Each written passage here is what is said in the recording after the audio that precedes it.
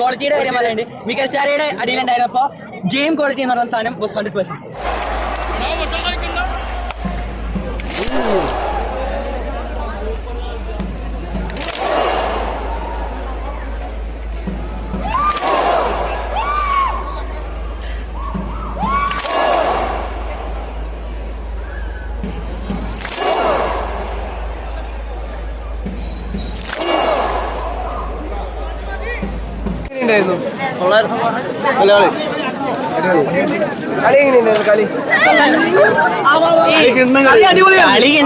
First half ഇച്ചിരി ബോറടിപ്പിച്ചെങ്കിൽ second ഹാഫിൽ പിടിച്ചു. 5 goal അടിച്ചു, 2 കിട്ടിയില്ല. പക്ഷേ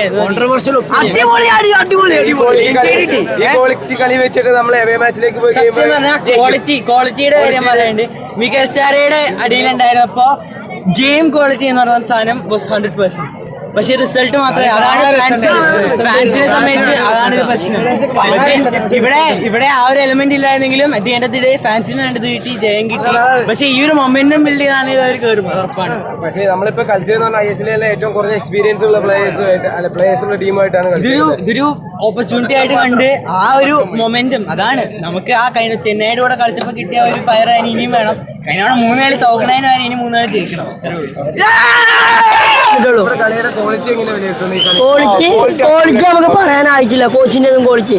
കാരണം നമ്മളെ കോച്ച് മാറിയിട്ട് മുഹമ്മദ് അൻസിനോട്ട് കളി ഓല് പറഞ്ഞ ISL മികച്ചു നിൽക്കുന്ന ഒരു ടീമൊന്നുമല്ല. പക്ഷെ അതോട് ക്വാളിറ്റി ഒന്നും നമുക്ക് പറയാനായിട്ടില്ല.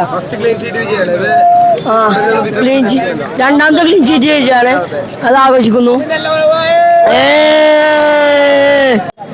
കളി എങ്ങനെയുണ്ടായിരുന്നു? കളി എങ്ങനെയുണ്ടായിരുന്നു?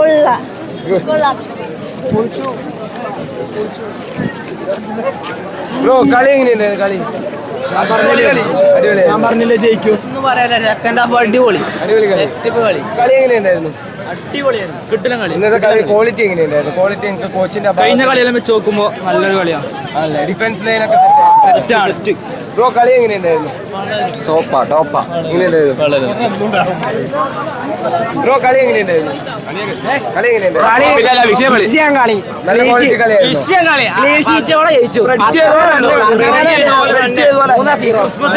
കിട്ടിയത് നല്ല സമ്മാനം തന്നെ. അടിപൊളിയായിരുന്നു. സൂപ്പർ. ക്ലീൻ ഷീറ്റ് വിജയം ആഘോഷിക്കും. ക്രിസ്മസിനുള്ള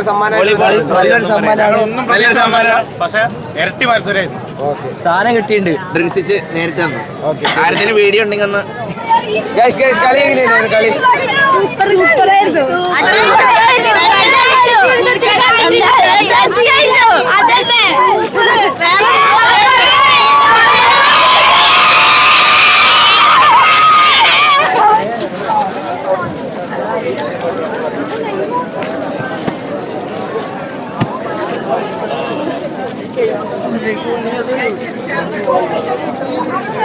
കളി